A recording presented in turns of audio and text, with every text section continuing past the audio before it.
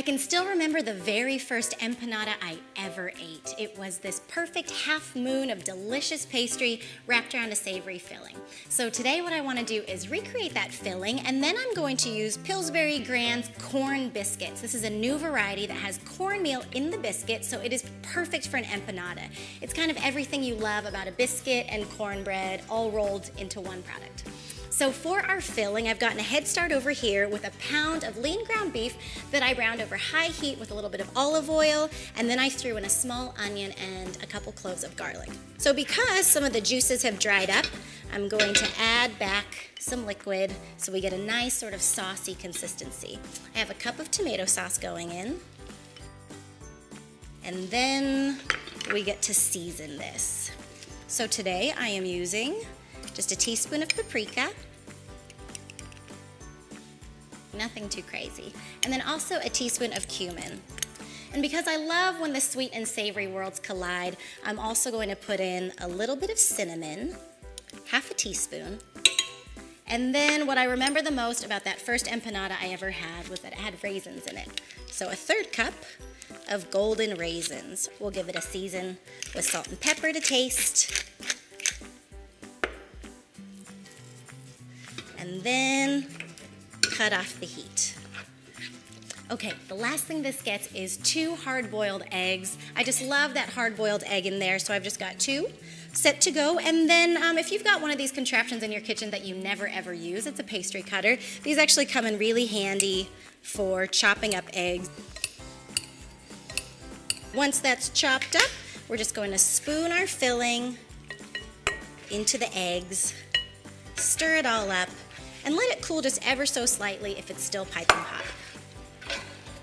Now, we need a wrapper for this savory, sweet, and spiced filling.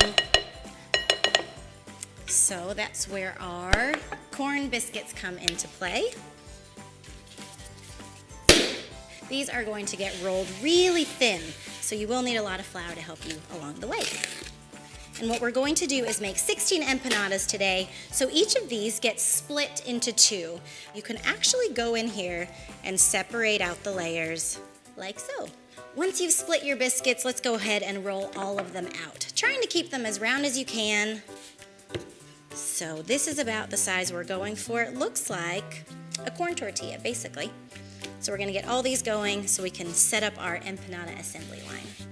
And again, love this dough because it just doesn't stick together. We can just peel these off.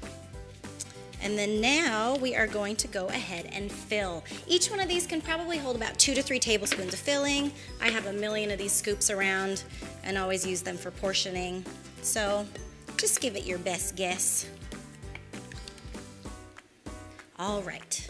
Because we floured the board and used that to roll out our dough, I do want to use a little bit of egg wash just as our adhesive to help these seal up so they stay nice and folded. So just run a little bit of egg wash around, and then we can come back and fold. It's okay if you don't have perfect rounds because we'll end up kind of crimping all of the edges, so no big deal. So you can crimp this with a fork, which is probably the easiest way, or if you like, you can just kind of do a little bit of decorative folding or pinching. Basically, any way to just neaten up the sides and tuck in our filling. And then we're all set to go. So since we already have it out, let's go ahead and egg wash these guys. Give them a nice shiny finish. All right, into the oven we go. 400 degrees until we are golden brown. All right, guys, just 10 minutes, and look, we have empanada perfection. These are beautifully shiny, golden brown. Let's see if we got nice and toasty on the bottom. Perfect golden brown and crispy. So the next time you're thinking about making empanadas, use Pillsbury Grand's corn biscuits.